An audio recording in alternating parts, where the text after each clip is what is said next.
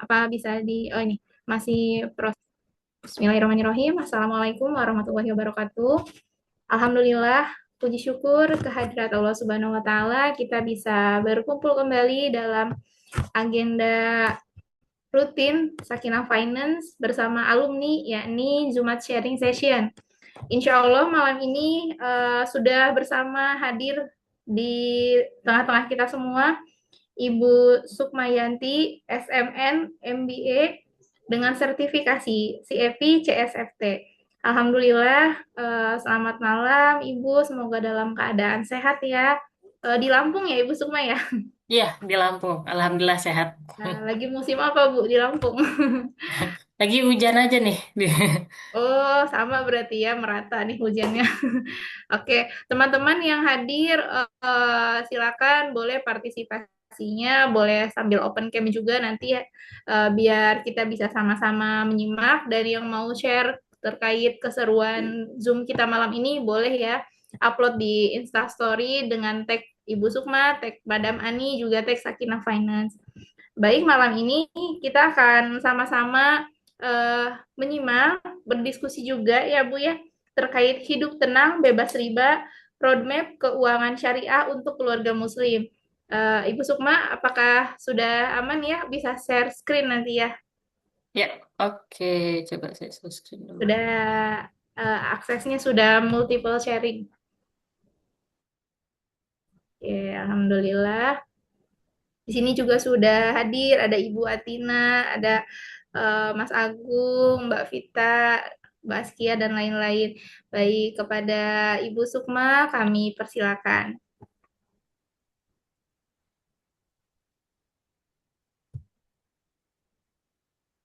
Bentar,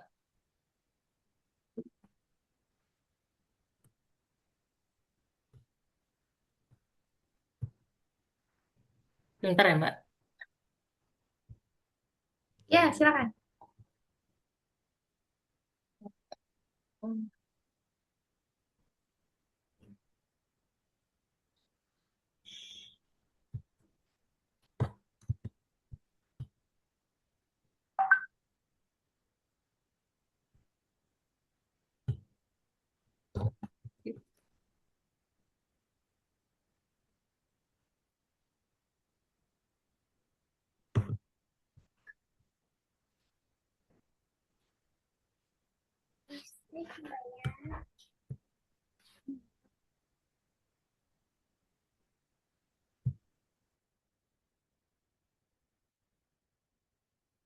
Oke, Bismillahirrahmanirrahim. Assalamualaikum warahmatullahi wabarakatuh.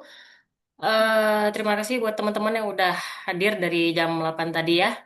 Udah tepat waktu. Terima kasih juga untuk Sakina Finance yang sudah memberikan tempatnya di sini untuk bisa berdiskusi bareng teman-teman lainnya juga terkait keuangan syariah ya di sini ya. Kali ini insya Allah aku pengen ngebahas sesuatu yang mungkin biasanya aku dimintanya untuk ngisi terkait gimana caranya buat menggapai impian gitu ya, atau literasi untuk anak-anak, untuk orang-orang yang umroh dan lain sebagainya. Nah, kali ini cukup berbeda gitu ya, sharingnya ini lebih ke roadmap keuangan syariah untuk keluarga muslim terkait riba gitu ya. Jadi kali ini insya Allah agak berbeda untuk sharingnya. Langsung aja masuk ke sini. Nah, di sini ada tulisan bukan soal kaya atau miskin, tapi soal tenang atau gelisah. Nah, sesuai dengan yang aku bilang barusan, kita lagi nggak nyari sesuatu yang gimana caranya cepet kaya gitu ya. Tapi di sini tentang kekayaan kita, harta yang udah kita punya itu sebenarnya apakah sudah membuat kita tenang atau malah gelisah? Karena sekarang gitu ya, banyak banget klien-klienku untuk perencanaan keuangan itu mereka punya harta yang cukup banyak, kayak misalnya udah punya mobil, udah punya rumah, udah punya macam-macam lah gitu. Tapi ternyata kalau tidur tuh rasanya nggak tenang kayak gitu, gelisah aja. Ternyata ketika dicari lebih tahu, tahu lebih banyak gitu ya. Ternyata orang-orang ini, orang-orang yang kaya tuh belum tentu tenang hidupnya. Ternyata mereka dihantui dengan cicilan-cicilan. Jadi kalau misalnya kita bilang ih dia enak ya hidupnya ke sana kemari kayaknya orangnya kaya banget deh. Belum tentu. Bisa jadi mereka hidup dari pay later, bisa jadi hidup dari KPR rumah dan lain sebagainya. Nah, riba ini juga salah satu dosa besar yang sering diremehkan. Karena kalau misalnya kita lihat ya teman-teman, Bapak Ibu sekalian, riba itu nggak muncul dengan kata riba. Dia muncul dengan eh, pelan-pelan, dengan keren, dengan menarik gitu ya. Kayak contohnya istilah pay later. Itu kan istilah bahasa Inggris yang cukup keren gitu ya, pay later. Dia nggak disebut dengan utang gitu ya, nggak disebut dengan utang sekarang, bayarnya nanti, yang kayak gitu nggak kayak gitu. Terus dia disebut dengan KPR rumah, bukan cicilan rumah gitu yang mana bunganya besar kayak gitu. Ini bukan cicilan riba, bukan disebut seperti itu. Jadi dia memang datangnya itu sungguh keren dan sungguh menarik gitu ya riba ini. Yang itu membuat kita jadi banyak yang terjebak dalam hal-hal tersebut. Nah, balik lagi ke kenapa sih kok riba itu disebut dosa besar? Nah, di sini Allah itu udah bilang gitu ya, di Quran Surat Al-Baqarah ayat 278. Wahai orang-orang yang beriman, di sini Allah memanggil orang yang beriman. Orang yang beriman itu orang yang gimana? Orang yang bertakwa ya tentunya ya. Di situ disebutkan bertakwalah kepada Allah dan tinggalkanlah sisa riba jika kamu benar-benar beriman. Jadi, buat orang-orang yang sudah terlanjur terjebak dengan riba, ayo balik lagi sini. Katanya kamu beriman gitu ya. Ayo tinggalin riba-ribanya. Di situ disebutkan tinggalin ribanya. Tetapi ternyata orang tersebut nggak mau nih ninggalin ribanya. Masih aja kekeh gitu, masih nabung di bank konvensional yang kayak gitu. Terus Allah ngingetin lagi, jika kamu tidak melakukannya, tidak meninggalkan riba, maka umumkanlah perang dari Allah dan Rasulnya. Di sini disebutkan perang ya, perang, loh. Perang sama Allah loh, itu ngeri banget ya, perang sama Allah. Kita aja misalnya bermusuhan gitu ya dengan tetangga, terus ternyata tetangganya lah pejabat. Bisa jadi kita kalah ya, karena dia punya backingan mungkin, karena dia punya posisi lah gitu. Nah di sini kita mau perang sama Allah, Allah itu yang nyiptain kita. Jadi cukup berat gitu ya ini ya. Ini nggak bisa banget nih kita perang dengan orang yang justru menciptakan kita gitu ya. Jadi riba ini sungguh-sungguh dosa yang cukup berat gitu ya. Berat banget malah. Jadi sangat-sangat disayangkan gitu ya apabila kita masih terjebak dalam riba ini. Nah, sebenarnya ada di mana sih riba itu? Riba itu apa sih? Dari tadi ngomongin riba, riba, tapi belum jelas nih riba itu apa. Ini ada penjelasannya. Riba adalah tambahan atau ziyadah yang disyaratkan dalam transaksi utang piutang atau pertukaran barang riba yang tidak sesuai syariat. Nah, ini untuk pengertiannya. Contoh-contohnya apa yang mungkin sudah kita lakukan atau mungkin pernah kita lakukan gitu atau tadinya berencana melakukannya gitu ya. Kalau bisa di sharing session kali ini karena kita sudah mempelajari, coba kita stop-stop dulu nih untuk melakukan hal-hal riba ini. Contoh-contoh yang sering kita temui gitu ya. Bunga pinjaman itu jelas ya riba. Bunga pinjaman. Bunga kartu kredit itu juga riba. Bunga KPR, KPR rumah tambahan karena telat bayar ini denda-denda gitu kalau misalnya walaupun misalnya kayak cicilan 0%, tapi kalau misalnya telat bayar ada denda nah sama aja itu ya sama aja dengan riba atau skema pinjaman berbunga tetap atau mengambang bunga dari tabungan. Nah bunga dari tabungan ini misalnya kalau kita masih nabung di bank konvensional gitu ya kan ada bunganya pasti, nah itu termasuk riba. Terus tadi yang aku sebut juga pay later. Pay later nih nama kerennya tadi itu juga termasuk ke dalam riba. Jadi riba ini sudah sangat-sangat kental gitu ya di dunia yang kita jalani sekarang gitu ya. Udah banyak lah ada bunga, pay later dan sebagainya. Kita lihat di e-commerce gitu ya, mau lihat di toko oranye, mau toko hijau itu pasti ada pilihannya pay later. Terus kalau misalnya kita mau beli rumah, itu pasti ada bunga KPR ya, kecuali yang syariah gitu ya. Dan lain sebagainya. Jadi cukup-cukup dekat lah dengan kita gitu ya, si riba-riba ini. Cuman tinggal pilihannya aja, kita mau menyentuh riba itu atau tidak gitu ya. Nah, untuk lebih detailnya lagi gitu ya, di sini aku akan ngebahas roadmap-nya. Ternyata setelah ku coba telaah, riba itu nggak cuman terjadi di usia-usia orang kerja. Nggak cuma terjadi dari usia-usia orang kerja, tapi bisa terpapar sejak lahir. Terpapar sejak lahir itu seperti apa sih? Kita lihat ya. Saya ada bikin 6 fase riba dalam kehidupan kita. Nah, ini fase satu. Ini fase bayi dan balita 0 sampai 5 tahun. Ini aku sebut riba warisan. Maksudnya seperti apa? Nah, jadi misalnya kita punya nih sebuah keluarga gitu ya, keluarga baru, terus baru punya anak pertama. Anak pertama ini kan rasanya yang ditunggu-tunggu gitu ya, yang diharap-harapkan. Terus kepengen semuanya tuh yang terbaik, kepengen semuanya pasti sesuatu yang baru gitu ya, pengennya sesuatu yang baru, nggak mau yang dari hibahan ponakan-ponakan lainnya mungkin. Terus jadinya, tapi ternyata secara keuangan, pemasukan nggak mencukupi gitu untuk memenuhi keinginan-keinginan kita. Akhirnya orang tuanya bisa aja tuh beli perlengkapan bayi tapi pakai kartu kredit. Nah, ini juga membuat bayi-bayi itu sebenarnya udah terpapar oleh riba, walaupun dia tidak melakukannya. Terus contoh lainnya kayak rumah, rumah untuk keluarga kecil tapi dibelinya tetap pakai KPR gitu.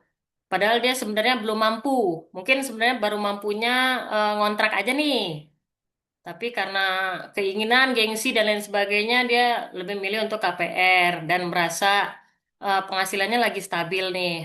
Tapi KPR-nya yang konvensional, yang berbunga tinggi kayak gitu. Nah, itu anak itu tinggal di rumah tersebut. Terus tabungan pendidikan di bank konvensional. Itu juga termasuk paparan riba ya untuk anak-anak gitu ya, untuk bayi dan balita ya. Tabungan-tabungan yang dipersiapkan oleh orang tuanya gitu ya di bank konvensional.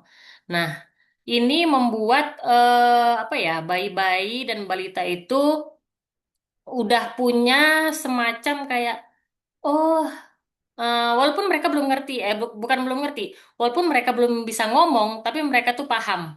Mungkin teman-teman yang udah punya anak gitu ya, yang balita-balita mungkin umur 0 sampai 2 tahun itu kan mereka belum bisa ngomong lancar gitu ya, tapi mereka tuh paham paham apa yang diomongin sama keluarganya gitu ya, sama orang tuanya di rumah, ngomongin cicilan lah, kartu kredit lah, pay letter dan lain sebagainya. Nah, di situ bayi-bayi itu sudah bisa menyerap gitu ya, menyerap, oh kalau misalnya mau beli barang-barang itu bisa ya pakai nyicil ya, oh bisa pakai kartu kredit, nah kayak gitu-gitu tuh udah pasti bisa menyerap ke hidupnya si bayi ini. Jadi udah jadi background noise lah gitu, background noise untuk kehidupannya. Lalu di fase 2 itu fase anak-anak tuh mulai sekolah di usia 6 sampai 12 tahun. Nah, di usia ini anak-anak itu udah mulai dikenalkan dengan konsep uang, konsep transaksi. Nah, kayak misalnya eh, sama ya kayak tadi, kayak misalnya lagi belanja, mau belanja online nih orang tuanya mau beliin tas misalnya atau sepatu, tapi belinya online. Nah, itu di e-commerce ada fasilitas pay later. Nah, itu udah termasuk ngasih tahu ke anak-anak itu bahwa bisa nih belanja pakai pay later gitu. Terus mendengar obrolan ayahnya bilang gajian buat bayar cicilan aja nggak cukup gitu ya. Jadi kayak cuman gaji keluar masuk doang tapi nggak bisa dinikmatin kayak gitu. Atau misalnya si anak ini dia menang lomba. Terus duit hadiahnya itu sama ibunya dibilang, nah ayo kita masukin ke bank aja, kita tabung, enak dapat bunga gitu ya. Jadi uangnya nggak segitu-gitu doang, yang tadinya mungkin hadiahnya 5 juta, bisa jadi 5.100.000 kayak gitu. Nah itu juga termasuk riba pelajaran ya, di sini aku sebutnya riba pelajaran. Jadi anak-anak itu belajar mengetahui tentang riba. Tapi di sini nggak disebut bahwa itu riba. Jadi mereka menilainya, oh ini sesuatu yang biasa aja gitu ya. Ini sesuatu yang normal gitu, bagian dari dunia mereka. Kayak gitu. Nah, balik lagi yang aku sebut di awal tadi, riba itu nggak pernah disebutkan secara jelas itu riba gitu ya. Jadi ya anak-anak tuh menganggap ya udah aja kayak gitu. Nggak ada sesuatu yang berat gitu terkait riba ini. Masuk fase 3. Fase 3 ini anak-anaknya sudah mulai remaja. usia 13 sampai 22 tahun gitu ya. Sekitaran situ nyampe mahasiswa. Nah, orang-orang yang remaja ini, anak-anak ini mulai punya banyak teman, banyak geng gitu ya kalau di sekolah. Mereka sudah ada tekanan sosial gitu ya. Kalau misalnya ngeliat teman punya HP baru, iPhone misalnya gitu, ah pengen juga gitu. Atau punya Samsung yang terbaru, pengen juga punya. Atau tiba-tiba temennya dikasih orang tuanya mobil dan lain sebagainya gitu ya, laptop baru dan lain sebagainya. Pengen gitu, punya sesuatu yang baru juga. Akhirnya ngapain anak-anak ini? Anak-anak ini kadang karena mereka udah kenal HP dari kecil ya biasanya, itu tiba-tiba install aja aplikasi pinjaman online kayak gitu. Apalagi kalau misalnya udah lebih dari 17 tahun tuh, udah punya KTP, asal daftar aja, terus tahu-tahu nanti orang tuanya yang pening untuk bayar-bayar pinjol-pinjolnya kayak gitu. Terus mahasiswa tuh biasanya udah terpapar dengan kartu kredit atau kayak promo-promo 0%, cicilan 0% gitu, 0% bunga. Padahal sebenarnya di baliknya ada kayak biaya biaya admin yang nggak terlihat lah yang kayak gitu, atau denda-denda kalau misalnya telat bayar. Nah itu udah termasuk terjebak gitu ya. Remaja sampai mahasiswa ini udah terjebak dengan riba karena mereka pengen untuk mendapatkan sesuatu secara instan, padahal mereka belum mampu untuk membeli sesuatu tersebut gitu. Jadinya harus ngutang kayak gitu. Nah, selanjutnya kita masuk ke fase 4. Di fase 4 ini ada yang namanya fase dewasa muda. Fase dewasa muda ini ribanya udah termasuk komitmen. Berat ya, komitmen. Kita harus membayar hutang ini artinya nih, riba komitmen. Ini masa-masa di mana 23, 23, 24, 25 gitu ya, mulai mungkin orang-orang udah mulai nikah. Udah nikah, pengennya punya rumah buat keluarga kecilnya, terus pengen atau mungkin yang belum mau nikah, pengen punya aset dulu gitu ya, pengen punya mobil dulu, pengen punya apa namanya rumah dulu dan lain sebagainya. Akhirnya mereka berkomitmen pada hutang.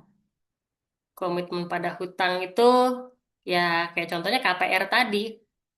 KPR mikirin skema bunganya mau bunga tetap atau kayak gimana gitu kan ya. Nyarinya yang termurah, tapi tetap aja yang namanya mau termurah bunganya juga tetap aja itu riba gitu ya kalau di bank konvensional seperti itu. Atau nyari kredit tanpa guna untuk modal nikah atau untuk renovasi rumah itu juga termasuk riba komitmen ya. Karena hutangnya emang harus dibayar dalam jangka waktu tertentu. Kalau misalnya kayak KP rumah tadi, itu kan lumayan ya. Waktunya pasti jangka panjang tuh. Bisa 5, 10, 15, 20, 25 tahun dan seterusnya ya. Bisa 30 tahun tuh. Untuk berkomitmen pada hutang. Untuk membayar setiap bulannya gitu ya. Itu kan cukup berat ya. Berkomitmen pada riba. Gitu. Terus kalau misalnya selain rumah ada kendaraan. Kendaraan juga itu termasuk riba komitmen juga tuh. Karena cicilan motor, cicilan mobil itu juga kan lumayan ya. Walaupun jangka pendek, nggak terlalu panjang. Tapi ya namanya juga bunga gitu ya. Ada bunganya. Jadi memang ribanya ya di situlah gitu. Terus ya masih banyak lah, banyak lagi contoh-contoh untuk terjebak riba di usia-usia sekarang nih. Karena merasa usia-usia 23 sampai 35 ya, karena merasa udah punya penghasilan, terus udah punya penghasilan, punya banyak mimpi nih di umur-umur sekian.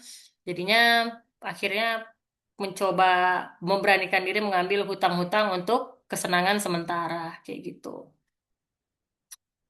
Terus kita masuk ke fase 5. Fase 5 ini fase dewasa parubaya.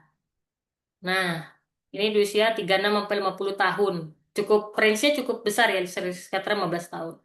Ini aku sebutnya riba pola. Jadi ini udah jadi kayak apa ya? Pola pola pikir lah gitu. Kalau kerasa rasanya kalau misalnya nggak ngutang kayaknya nggak mantep gitu hidupnya. Ada teman gitu ya, teman seniorku yang bilang gue tuh hidup harus punya utang. Kalau gue nggak punya utang, rasanya gue nggak bisa semangat kerja. Kata dia kayak gitu. Nah, itu kan sebuah pola pikir yang salah ya. Sebuah pola pikir yang salah. Kenapa? Karena kalau misalnya sebenarnya tinggal diubah aja pola pikirnya. Ketika dia pengen sesuatu, ya nabung aja gitu yang rutin. Nabung aja yang penuh komitmen gitu kan. Nggak perlu ngutang dulu biar semangat kerja. Justru ketika punya mimpi, kita semangat kerjanya kayak gitu. Nah itu pola pikir yang harus diubah dari dewasa parubaya ini.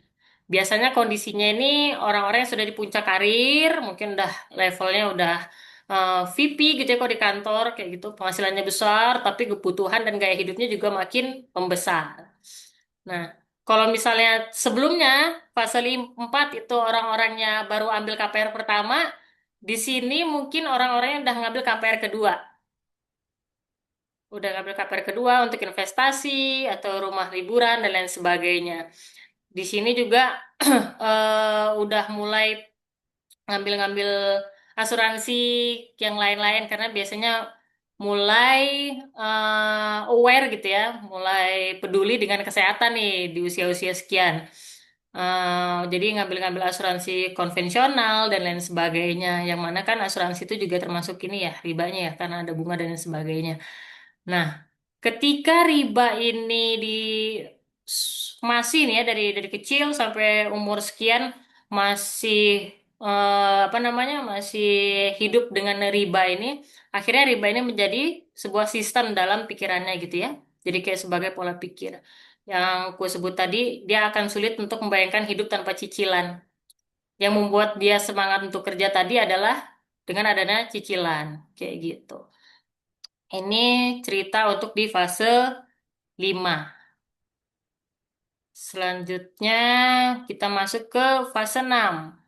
Fase 6 nih fase masa tua. Lebih dari 50 tahun ya. Ku sebutnya ini riba jebakan.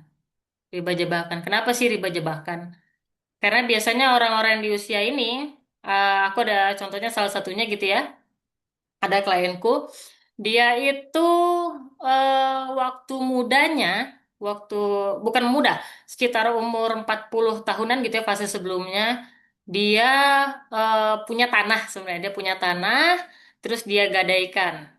Dia gadaikan untuk mendapat pinjaman berapa ratus juta ya waktu itu, 200 juta kalau nggak salah ya, 200 juta di sebuah bank.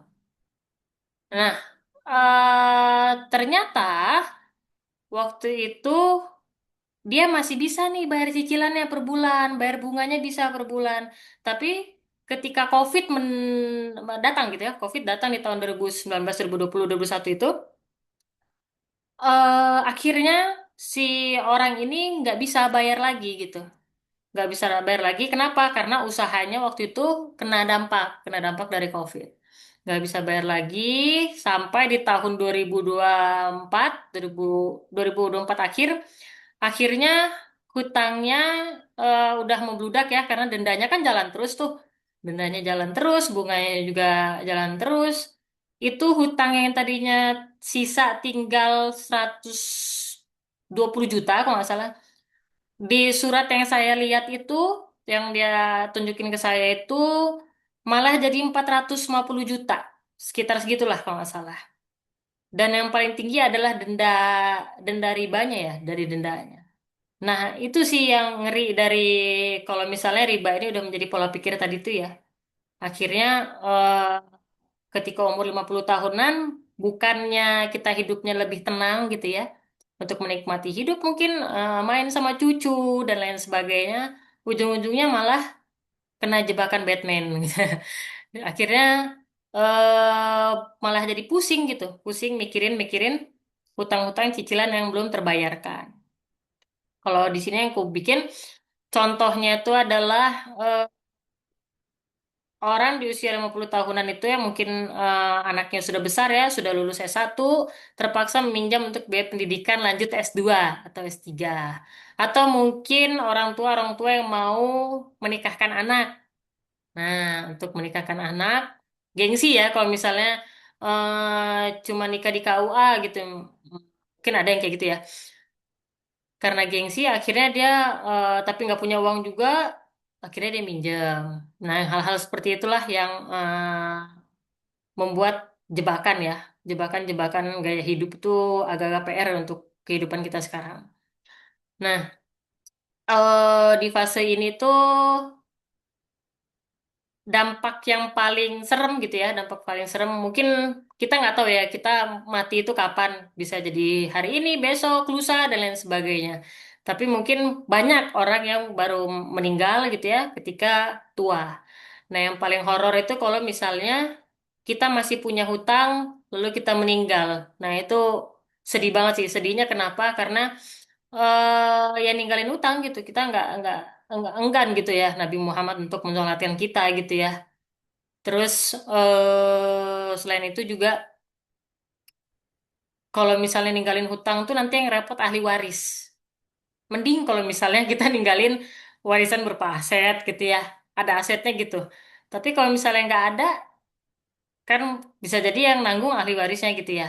Yang mau membantu gitu ya, membantu melunaskan hutang-hutang si mayit tadi kayak gitu.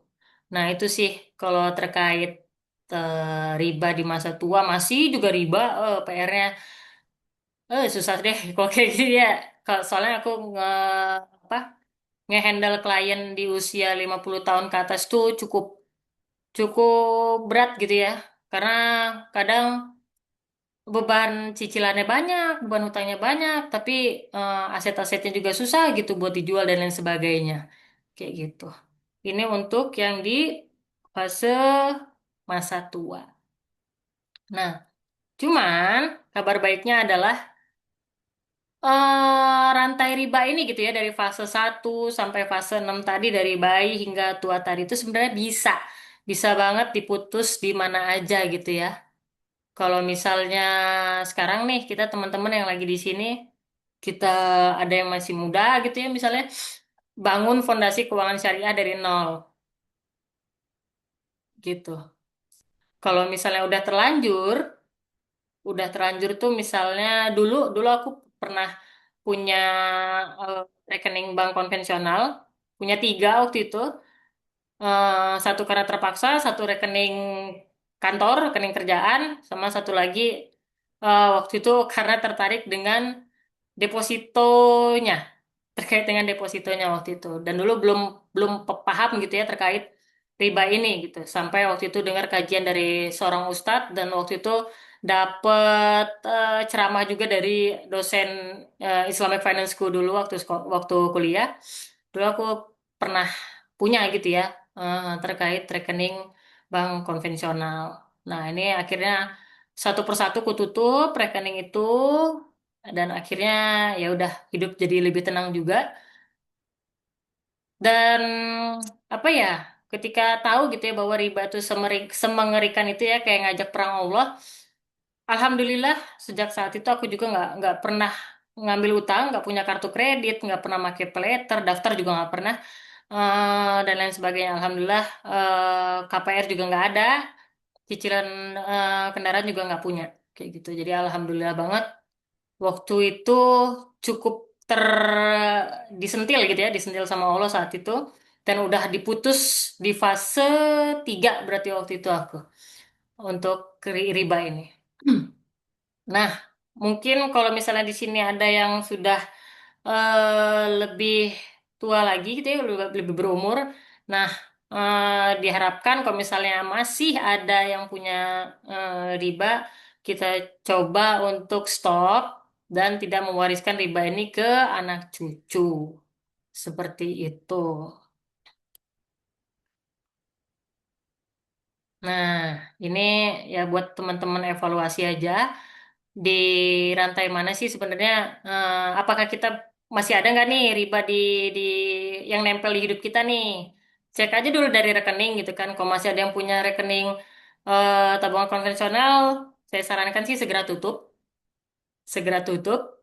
Nanti di hari Senin, Senin libur, bisa di hari Rabu kalau nggak salah udah masuk kerja lagi ya. Nah, itu segera tutup. Kenapa? Karena kalau misalnya kita masih punya rekening riba, apalagi bentar lagi Ramadan ya teman-teman semuanya ya. Bentar lagi Ramadan, sayang aja gitu kalau kita misalnya masih punya hal-hal yang terkait riba gitu ya. Pengennya tuh Ramadan kita tuh disambut dengan hati yang tenang gitu ya. Perbanyak ibadah, perbanyak tobat dan lain sebagainya. Udah saatnya lah kita tinggalkan riba ini karena semengerikan itu ngajak perang sama Allah. Kita diciptakan tapi kita ngajak perang tuh kan aneh gitu ya. Itu sih mungkin dariku. Sekian untuk materinya. Mbak Dila, aku kembalikan ke Mbak Dila ya.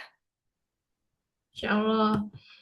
Terima kasih Ibu Sukma untuk pemaparannya. Jadi eh sampai mulai dari dalam perut gitu ya bisa terjerat riba dari fase awal hingga tadi dijelaskan di fase eh, lansia gitu. Di sini di kolom chat sudah ada beberapa pertanyaan dari Kak Siti Alfia. Izin dibacakan nih ya. Apakah admin termasuk kategori riba? Kemudian kalau admin di Loan Bank Syariah, apakah riba juga? Mungkin itu dulu. Yang mana Kita tadi Mbak ya? masuk sesi Q&A. Itu ada dua dua bubble chat sih. Kak Siti Alfia ini bertanya apakah biaya admin termasuk kategori riba dan biaya admin di Loan Bank Syariah, apakah riba juga? Begitu. Ya, oke. Eh, untuk Ibu Siti Alfiah, kalau menurut keyakinan saya yang saya pelajari gitu ya, terkait admin, biaya admin masuk kategori riba atau tidak, dan biaya admin di loan bank syariah. Nah, ini sebenarnya kadang yang membedakan adalah ada akadnya atau enggak. Akadnya seperti apa gitu ya. Kan dalam muamalah itu ada beberapa akad ya, ada akad mudharabah, ada akad musyarakah dan lain sebagainya ya. Mungkin nanti ada sesinya sendiri untuk mempelajari akad-akad tersebut. Nah, itu diperjelas sih sebenarnya. Kalau misalnya di bank syariah itu pasti udah ada akadnya. Kenapa saya percaya di bank syariah ada akadnya ya, akad syariahnya? Karena saya pernah kerja di bank syariah dan dulu saya itu product manager, jadi ngedevelop produk-produk keuangan yang syariah dan proses untuk mendevelop sebuah produk itu harus melalui presentasi dan diskusi dengan Dewan Pengawas Syariah. Kayak gitu. Jadi apa banyak bertanya juga sama Dewan Pengawas Syariah, terus baca-baca juga seperti kayak DSN MUI-nya dan lain sebagainya. Nah, itu akadnya apa sih yang benar? Itu maksud akadnya seperti apa? Nah, kalau misalnya terkait yang di Bank Syariah, saya insya Allah gitu ya, insya Allah kalau misalnya sudah yakin gitu ya dengan lembaga tersebut, Bank Syariah yang ada DPSD dan lain sebagainya, insya Allah itu nggak riba. Karena pasti itu sudah didiskusikan ya dengan para ulama-ulama gitu ya. Nggak sembarangan gitu ya untuk membuat sebuah produk syariah itu. Kayak gitu sih. Tapi kalau misalnya biaya admin yang non bank syariah, nah itu mungkin, mungkin itu riba. Seperti itu. Karena nggak ada akadnya. Jadi yang membedakan tuh akadnya. Jadi sama kayak kalau misalnya kita orang yang berbuat zina, berhubungan badan gitu ya, berhubungan badan, ketika dia belum menikah itu disebut dengan zina gitu. Tapi kalau misalnya dia udah menikah, dia udah berakad gitu ya, ada akad nikahnya, itu kan menjadi halal gitu. Tapi kalau nggak ada akadnya itu jadinya haram. Seperti itu sih kalau analoginya ya. Begitu Mbak Dila. Baik, jadi dijelaskan dalam akad begitu ya. Mudah-mudahan terjawab. eh Masih ada pertanyaannya dari Ibu Alfia tadi. Kemudian bagaimana dengan kepesertaan asuransi BPJS? Apakah termasuk riba katanya? Bagaimana dengan kepesertaan asuransi BPJS Kak? Ini juga riba kah? Nah, ini Hmm. kalau nggak salah, saya juga masih mempertanyakan ya terkait kepesertaan asuransi BPJS ini. Karena apa? Karena masih wajib ya dari pemerintah gitu ya untuk BPJS ini. Kalau mungkin nanti kita coba cek lagi deh, karena ada perbedaan pendapat nih dari beberapa ulama juga terkait asuransi BPJS ini. Jadi sama sama kayak kalau misalnya kita sebut apa ya, kayak pajak gitu ya, itu kan Ada yang bilang itu harusnya nggak boleh diterapkan, harusnya boleh karena mereka melihat dari Islam dulu seperti apa sih dalam penerapan pajak dan lain sebagainya. Nah ini juga sih cukup-cukup apa ya, membuat kita lebih aware lagi ya untuk mempertanyakan ini sebenarnya asuransi BPJS riba atau enggaknya. Nanti mungkin coba kita pelajarin lagi deh, atau di sini mungkin ada yang mau sharing-sharing terkait ini asuransi BPJS. Iya, mungkin dari Bapak Ibu yang hadir atau teman-teman ada yang oh mungkin memang bekerja di bidang tersebut, ingin Mm-mm, sharing juga mungkin seperti itu iya. boleh gitu ya Bu Sukma ya. Jadi kita Betul, karena sama-sama kalau kalau mendapatkan tadi aku bilang informasi gitu eh, kan. kalau tadi aku bilang tentang bank syariah adminnya apa riba atau enggak, karena aku pernah kerja di sana, jadi udah paham seluk-beluknya lah, operasionalnya dan sebagainya kayak gitu. Ya, Gitu. kalaupun ada yang mau sharing, boleh open mic ataupun boleh di kolom chat gitu. Kalau belum ada, mungkin kita lanjut ya ke pertanyaan dari Kak Sila. Hmm. Pertanyaannya, kalau bank konvensional digunakan untuk transaksi bisnis, bagaimana untuk fee dari deposito di bank syariah? Kalau saya sedekahkan itu aman atau tidak? Seperti itu pertanyaannya. Oke, ini dua pertanyaan ya berarti ya. Kalau bank konvensional digunakan untuk transaksi bisnis Iya, bagaimana? ada dua Oke, pertanyaan, iya betul. betul. Oke, kalau terkait untuk transaksi bisnis, nah. Sebenarnya mungkin lebih ke menyarankan ya. Kalau untuk transaksi bisnis, kalau misalnya tidak tidak apa ya, kalau misalnya transaksi ini masih bisa gitu ya untuk diganti banknya gitu ya, dari yang bank konvensional ke syariah, ya usahakan itu gitu ya untuk dipindahkan. Apa yang membuat kita masih tetap memakai bank konvensional itu perlu dipertanyakan juga tuh ke diri sendiri juga. Kenapa masih menggunakan bank konvensional? Kayak gitu. Karena kalau misalnya sebenarnya bisa ganti ya ganti aja gitu. Gitu sih. Tapi kalau apa ini dipertanyakan cuman transaksi kayak uang masuk uang keluar atau seperti karena sebenarnya gini sih. Kalau di bank itu ketika ada uang masuk gitu ya ke bank itu disebutnya sebagai dana pihak ketiga. Dana pihak ketiga itu bisa dipakai oleh bank untuk apa? Untuk melakukan pembiayaan ke lainnya. Jadi mereka akan mendapatkan keuntungan dari meminjamkan dan lain sebagainya kayak gitu. Jadi kalau sepemahamanku, dulu itu aku berpikirnya kayak gini, ketika aku masih menggunakan bank konvensional, itu sama saja aku mensupport bank tersebut gitu ya. Walaupun di situ aku tidak menggunakan apa produk-produk pinjamannya, tapi di situ aku sudah mensupport bank tersebut untuk tetap berdiri gitu ya, untuk tetap beroperasi gitu, kayak gitu. Karena kalau kalau dilihat dari sisi orang yang di bank gitu ya, uang itu atau nasabah itu dilihatnya sebagai matriks, sebagai angka. Jadi ketika, masih ada nih nasabah gua akan tetap beroperasional kayak gitu. Ketika masih ada dana nih yang masuk ke bank ini gitu, berarti bank itu akan terus beroperasional kayak gitu sih. Jadi harapannya kalau bisa, usahakan dengan semaksimal mungkin untuk mengganti gitu ya bank konvensionalnya menjadi bank syariah gitu. Seperti itu. Terus untuk yang kedua, untuk fee dari deposito di bank syariah, kalau saya sedekahkan amankah? Aman. Karena insya Allah deposito di bank syariah pun ada akadnya ya. Sudah ada akadnya, kalau mau diambil juga insya Allah aman. Seperti itu.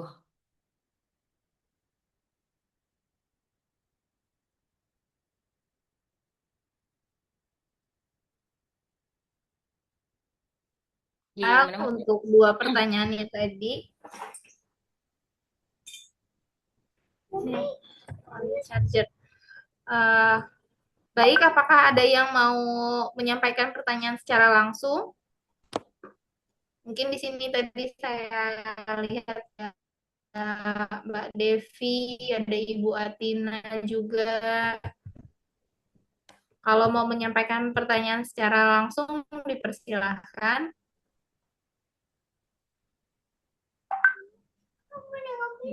Kita ada lagi pertanyaan dari Mbak Tasa Safira. Izin bertanya, untuk pay letter yang bulan depan langsung dibayar dan katanya bunganya 0%, tapi ketika dilihat harganya sedikit naik dari harga asli. Itu bagaimana? Kalau pel itu yang bulan depan langsung dibayar dan katanya 0% bunga, namun waktu lihat harganya sedikit. Bagaimananya ini maksudnya itu riba atau enggak ya? Sebenarnya tetap ya, ketika kita menyetujui gitu ya, kita daftar daftar pay letter itu kan pasti daftar dulu ya. Kita daftar dulu dan situ pasti ada syarat dan ketentuan tuh di situ. Syaratnya apa? Ketentuannya itu biasanya tuh nggak kebaca tuh karena cukup panjang dan kecil-kecil biasanya tuh hurufnya. Di situ biasanya Hmm, walaupun bukannya 0%, biasanya ketika telat itu ada denda. Nah, itu tuh berarti ketika kita berdaftar tersebut, kita harus menyetujui syarat dan ketentuan, itu sama aja kita sudah menyetujui proses riba sebenarnya. Proses ya, proses riba. Karena riba itu kan tadi nggak cuma yang melaksanakan, yang mencatat pun juga, yang eh, apa menjadi saksi dari riba itu juga kan sebenarnya berdosa ya. Nah, ini sama sih. Jadi mau pay letternya dibayar bulan depan, katanya bunganya 0%, dilihat harganya sedikit naik dari harga asli, ya itu sama. Balik lagi ada akadnya atau tidak. Tapi setauku nggak ada ya pay letter syariah sampai sejauh ini ya. Tapi nggak tahu kok tiba-tiba ada gitu ya produk tersebut. Tapi agak cukup aneh gitu ya kalau misalnya ada gitu. Mungkin Ibu Tasya Safira. Jadi buy letter aja gitu ya, nggak usah pay letter. Mending buy letter dibanding pay letter. Iya, kumpulin dulu dananya, terus masih prioritas apa enggak, baru buy letter gitu. Kemudian ada pertanyaan dari Ibu Rani, punya kur, belum bisa melunasi. Kalau jual aset pun hanya punya rumah satu. Bagaimana ya Bu? Mohon arahannya seperti itu. I see. Punya kur belum bisa lunas kalau jual aset pun hanya punya rumah rumah satu gitu ya maksudnya ya. Betul, satu-satunya. I see. eh Mungkin gitu ya Bu, Bu Rani Mei. Kalau misalnya kayak gitu, ya berarti coba untuk menambah pendapatannya ya. Lebih semangat lagi untuk segera menyelesaikan kurnya tadi itu sih. Karena ya mau gimana kalau aset nggak ada ya terpaksa perbanyak ke pemasukan lagi untuk melunasi kur itu. Atau gini, coba cari pinjaman lain tapi yang nggak ada ini ya, nggak ada bunganya. Mungkin bisa ke keluarga gitu ya. Keluarga kan biasanya baik gitu ya hubungannya. Bisa pinjam keluarga dulu, tapi ya dengan komitmen segera melunasi dan lain sebagainya. Yang penting sebenarnya bunganya di stop dulu.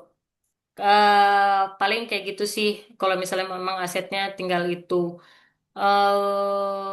Atau kalau mau ekstrimnya ya rumahnya mungkin bisa dijual terus ngontrak dulu. Tapi itu mungkin kalau nggak bisa se ekstrim itu ya kita coba minjem ke keluarga dulu lah gitu untuk membantu melunasi hutang kurnya.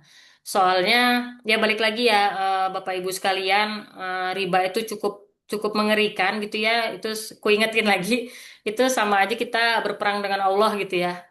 Dan itu ngeri gitu, serem gitu. Apalagi kalau misalnya kita tiba-tiba meninggal tapi utangnya masih ada. Nah, itu segera ditutup kurnya gitu, entah cara dilunasi dulu, pinjam dengan yang lain. Yang penting nggak membuka membuka lubang riba yang baru lah kayak gitu.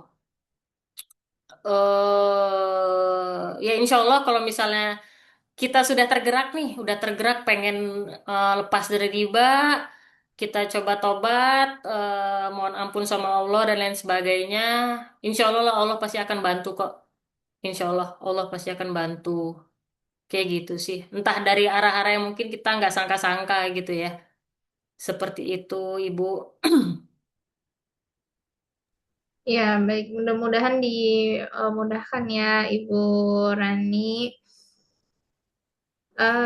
Ini ya, ada kita ini apa namanya masih diskusi, nggak apa-apa ya, Ibu Sukma, karena kita masih sampai jam 9 nanti Ya, masih aman-aman. sepertinya peserta antusias sekali dengan tema ini dan juga banyak yang bertanya walaupun belum kedengeran nih suaranya kayaknya masih pada malu-malu kalau open mic. Jadi saya bantu bacain aja ya. Eh, dari Ibu Siti Alfiah lagi pertanyaannya terkait dengan perkembangan bank syariah menurut Kak Sukma dari zaman Kak Sukma bekerja hingga sekarang itu bagaimana? Kemudian ke depannya juga bagaimana apakah bank syariah ini bisa unggul dibandingkan dengan bank konvensional? Bagaimana kendala yang dihadapi di Indonesia agar bisa memajukan bank syariah? Ini ya, apa lebih ke Oke.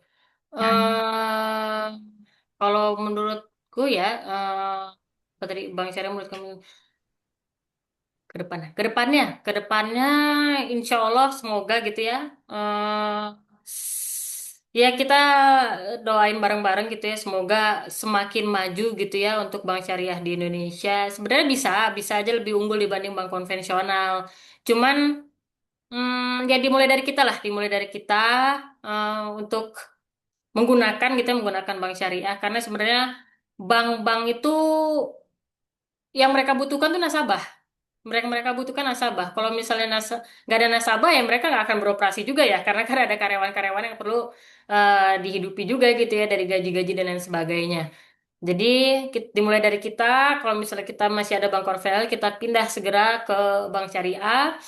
Terus bank syariah juga kan banyak ya teman-teman yang di sini bank syariah nggak cuma BSI, ada Bank Muamalat, ada yang versi apa m-bankingnya digital, ada yang versi digital banking, ada yang pakai kantong-kantong kayak Jago Syariah, ada Hijrah Bank dan lain sebagainya. Dan sekarang juga bank itu udah banyak yang gratis transfer ya. Jadi banyak sebenarnya yang bisa diunggulkan gitu dari bank syariah dibanding bank-bank konvensional yang ada di Indonesia. Kayak gitu. Ya harapannya kita mulai lebih banyak lagi belajar tentang apa produk-produk syariah itu apa-apa aja. Mulai edukasi juga orang-orang di sekitar kita, jangan sampai skeptis. Kayak misalnya, bank syariah sama bank konvensional sama aja, cuman beda istilah doang kayak gitu kan. Yang tadinya bunga diganti tuh pakai bagi hasil dan lain sebagainya yang kayak gitu. Nah sebenarnya nggak seperti itu ya, karena beda banget lah operasionalnya gitu setelah ku nyemplung di dalam bank syariah gitu ya. Jadi ya harapannya ketika pemerintah juga pro gitu ya dengan apa namanya perkembangan apa keuangan syariah ini, insya Allah ya bisa gitu ya untuk memajukan bank syariah kayak gitu. Ya dimulai dari diri kita, edukasi orang-orang sekitar kita untuk lepas dari riba dan lain sebagainya. Ya semoga kedepannya bank syariah bisa lebih maju lagi gitu ya dengan produk-produk investasinya yang akadnya udah sesuai syariah, produk-produk tabungannya, pembiayaan-pembiayaan usaha, pembiayaan rumah dan lain sebagainya yang sudah ada akad-akad syariahnya. Seperti itu. Iya, jadi memang sudah banyak sekali inovasi ya dari produk-produk syariah ini. Setuju sih sama Ibu Sukma. Mulai dari diri kita sendiri yang menggunakannya bukan dijadikan sebagai pelengkap, tapi memang silahkan ditutup yang konven-konven itu dan kita mulai syariahnya dikuatkan. Nah, mudah-mudahan terjawab ya untuk pertanyaan yang tadi disampaikan oleh Ibu Siti Alfia. Eh, Sebenarnya ini ada pertanyaan dari Mbak Sila lagi.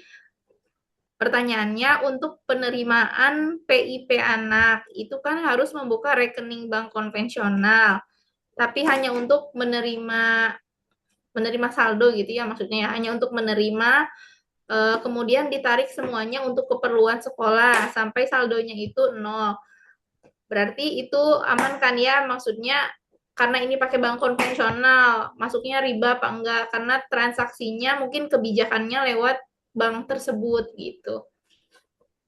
Ya, Kayaknya apa kalau dulu ya? menurutku Atau ini ini insya Allah pendapat. nggak apa-apa ya.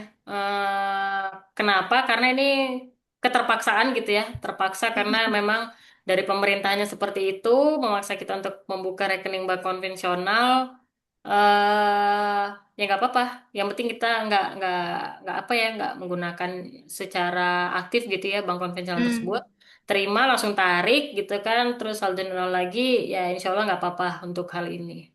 Ya, ya kita doakan lah semoga pemerintah ini memang sih banyak banget ya kayak produk-produknya pemerintah sebenarnya entah BPJS, entah apa lagi ya. Ya BPJS ketenaga kerjaan, BPJS kesehatan dan lain sebagainya itu banyak banget yang pakai bank konvensional. Dia kayak belum mengintegrasikan bank syariah BSI-nya gitu ya, padahal mereka punya BUMN BSI gitu ya. Semoga gitu ya, semoga ke depannya si BSI ini, banknya pemerintah ini bisa integrasi gitu ya, integrasi dengan yang lain-lainnya juga gitu ya, dengan program-program pemerintah, biar kita tetap bisa apa menggunakan bank-bank syariah ini gitu ya. Gitu sih, insya Allah aman, insya Allah aman, karena cuma dipakai sementara gitu ya. Jadi untuk transaksi lewat aja nggak apa-apa, yang Iya. penting bukan untuk sehari-hari gitu kan ya. Betul, karena Eh, aku juga pengalaman gitu sih waktu kerja di perusahaan-perusahaan sebelumnya gitu ya. Itu dulu karena perusahaannya ada kerjasama dengan salah satu bank konvensional, ya, bank BUMN, jadi terpaksa punya rekening itu gitu. Tapi ya dapat dapat gaji tanggal 25 langsung aku transfer lagi ke bank syariah yang aku punya kayak gitu. Jadi memang cuma buat transaksi numpang lewat saat itu. Ketika udah resign ya saya tutup lagi bank konvennya kayak gitu. iya, aman ya Bu ya, Bu Sila. Kemudian dari Kak Devi ada pertanyaannya, bagaimana untuk kredit produktif menurut Ibu Sukma? Untuk kredit produktif bagaimana? Balik lagi ke ini kreditnya kemana? Apakah ke lembaga syariah atau enggak? Kalau misalnya kredit walaupun produktif ke bank konver atau lembaga multifinance lainnya gitu ya, walaupun dia produktif tanpa akad, ya itu tetap aja sama aja dengan riba sih, gitu. Mau kredit produktif atau konsumtif. Soalnya sekarang sekarang udah banyak juga ya sebenarnya kredit produktif untuk yang syariah itu juga udah banyak ya pembiayaan-pembiayaan dari peer-to-peer lending ada, dari bank syariah juga ada ya untuk produktif-produktif seperti itu. Atau kalau misalnya apa namanya? Oh, misalnya ada yang kurang mampu juga itu bisa kok dapat tapi lebih ke zakat produktif ya kok kayak gitu. Itu juga bisa didapetin. Jadi ya ya hindarilah yang tidak ada akad yang riba-riba itu gitu. Gitu mungkin Ibu Devi. Iya, baik. Mudah-mudahan terjawab ya, Mbak Devi. Kemudian, bagaimana dengan fenomena apa ya jawabnya? Bank keliling, disingkatnya itu bank ke Oke. ya itu bank keliling di kampung-kampung. Katanya sungguh meresahkan. Bagaimana ya solusinya? Ya ini sering terjadi sih, apalagi sasarannya ibu-ibu itu biasanya ibu rumah tangga. Apa di tempatnya Ya, Ibu Sukma bank juga ada yang keliling itu seperti itu? iya iya. Bank keliling tuh kayak bank emok gitu nggak ya kalau di Iya, daerah Jawa Barat? iya, betul-betul. Kalau saya Ya, sih pahamnya gitu ya dari pertanyaan ini tuh maksudnya ke arah sana. Betul, Mbak, betul. Oh iya, oke. betul. Iya, Bu Rina. Terima kasih. Iya. Ya, jadi, aduh, tiga menit lagi. Jadi, dulu aku tuh pernah, sebelum di Bank Syariah ya, pernah di sebuah perusahaan, itu aku pernah diminta sama salah satu pendiri perusahaannya gitu ya, untuk membuat sebuah produk keuangan. Produk keuangan ini ya bank keliling inilah gitu. Tapi sebenarnya bukan bank keliling ya. Waktu itu disuruhnya benchmark dari BTPS, bank apa kepanjangannya ya, BTPS Syariah lah waktu itu. Itu pinjaman tanggung renteng, pinjaman tanggung renteng yang mana datang nih ke sebuah desa gitu ya, terus ngumpulin ibu-ibunya, entah ibu PKK dan lain sebagainya, atau yang kayak gitu, ngumpulin ibu-ibunya, nawarin tentang impian tuh. Oh, nanti bisa apa, kayak bisa umroh lah, bisa ngebayarin anak sekolah dan lain sebagainya. Tapi itu sebenarnya di dikasih soal dikasih modal usaha gitu ya, modal usaha, tapi ujung-ujungnya dibuat eh nggak disebut sih bunga kayak itu nggak disebut ketika menawarkan itu, tapi kayak langsung aja gitu. Misalnya si warga desanya dikasih pinjaman 5 juta, tapi dibalikinnya lebih dari itu kalau di total-total gitu ya. Tapi mereka ngasihnya itu dalam bentuk tabel, tabel cicilan kayak gitu, tabel angsuran. Nah itu aku dulu pernah pernah disuruh buat itu. Dan itu berjalan dengan sangat-sangat lancar, tapi alhamdulillah COVID datang dan akhirnya proyeknya gagal. Nah, itu kayaknya sebuah teguran juga tuh dari Allah tuh untuk nggak melakukan hal itu gitu ya. Itu memang sungguh-sungguh merusakkan ya. Kenapa? Karena aku ngerasain sendiri, aku datang tuh ke desa itu gampang banget memang nawarinnya. Ke ibu-ibu itu gampang banget, Oh, jadi tertarik mereka untuk dengan iming-iming impian dan lain sebagainya itu, terus cicilannya murah, lalalala gitu-gitu. Itu sebenarnya kalau ditanya solusinya apa, solusinya sebenarnya lebih kayak ngedukasi aja sih, ngedukasi ya ibu-ibu itu gitu ya, ibu-ibu itu terkait eh, apa terkait ya bank-bank keliling ini gitu, bank keliling atau pinjaman-pinjaman apalah itu yang tanggung renteng dan lain-lain itu. Dan itu gimana ya? Karena cukup susah juga sebenarnya mengedukasi ke daerah-daerah kampung-kampung kayak gitu.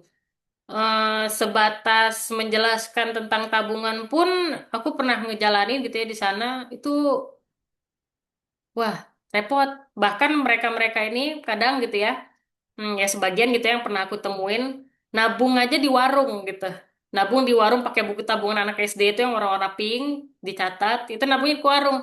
Padahal kayak dari warung itu ke bank BRI waktu itu ya, itu jaraknya paling cuma sekitar 10 meter lah gitu. Tapi mereka lebih prefer, lebih memilih untuk nabung di eh, warung-warung gitu dibanding ke bank yang jauh lebih aman. Padahal kalau di warung kan bisa aja orangnya dibawa kabur gitu kan.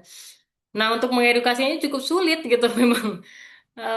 Dan yang harus tegas gitu ya, yang harus tegas tuh memang harus pemerintah gitu ya, pejabat-pejabat di daerah tersebut, mungkin dari RT-nya gitu, lurahnya dan lain sebagainya untuk membatasi daerahnya agar tidak dimasuki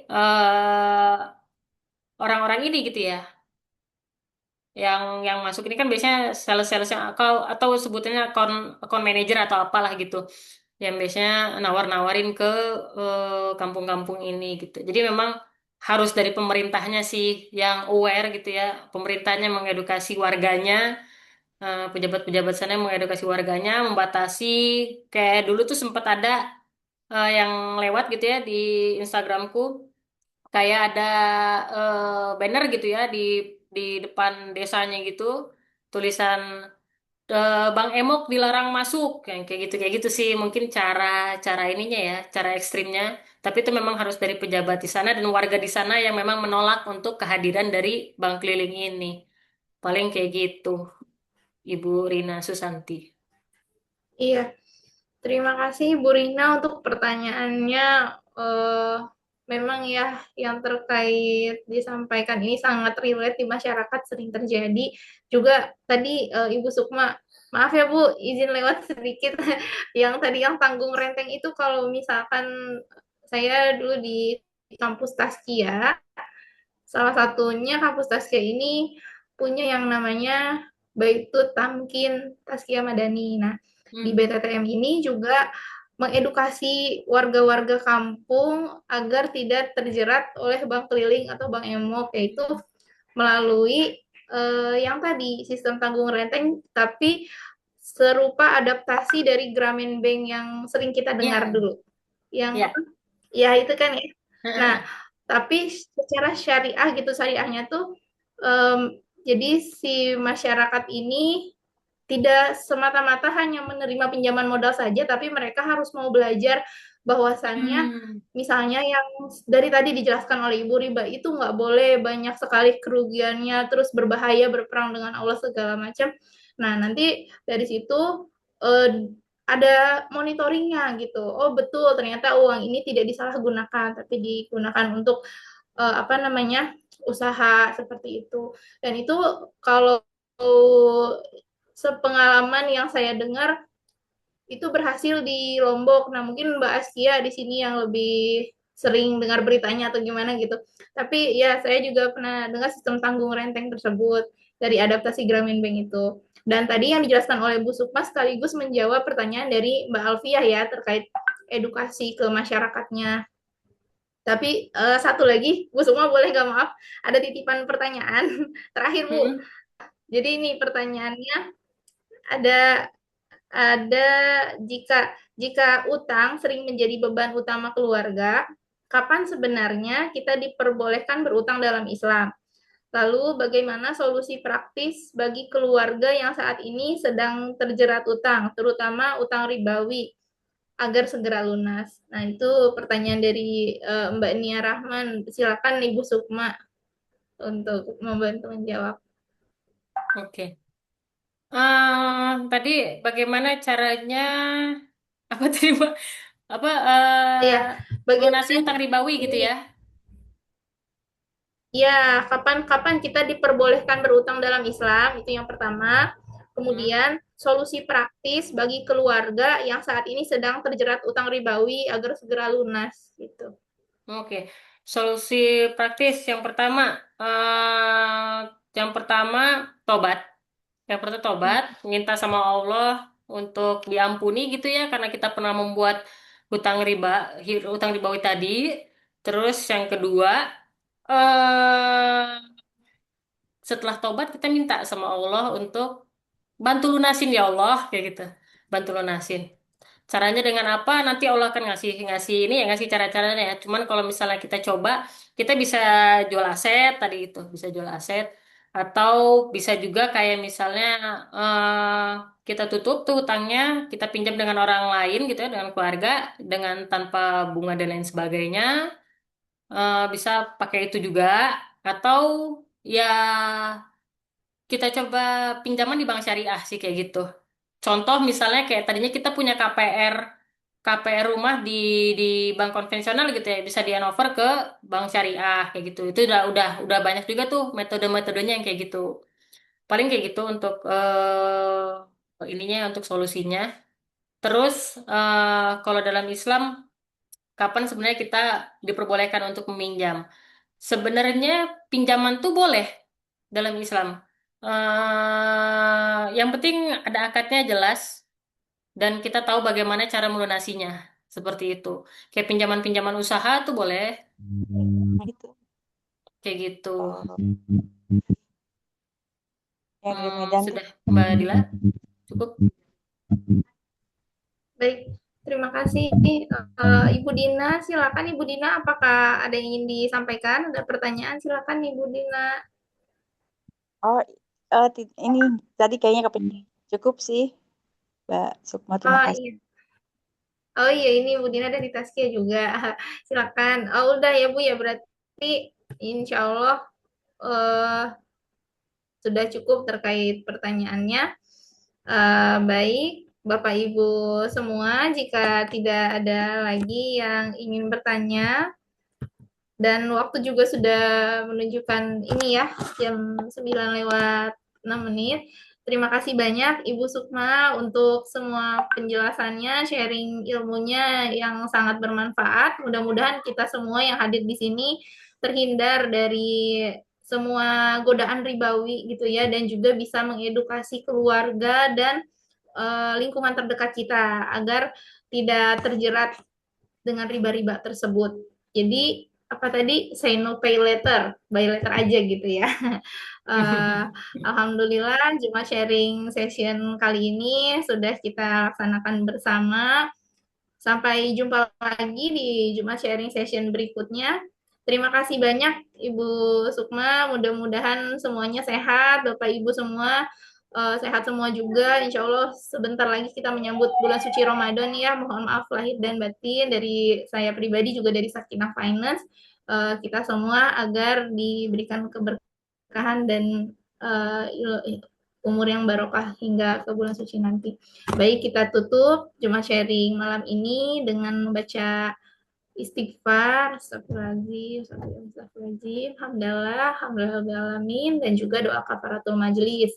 Subhanaka Allahumma bihamdika asyhadu an la ilaha illa anta astaghfiruka wa atubu ilaik. Terima kasih semuanya. Mohon pamit undur diri. Assalamualaikum warahmatullahi wabarakatuh.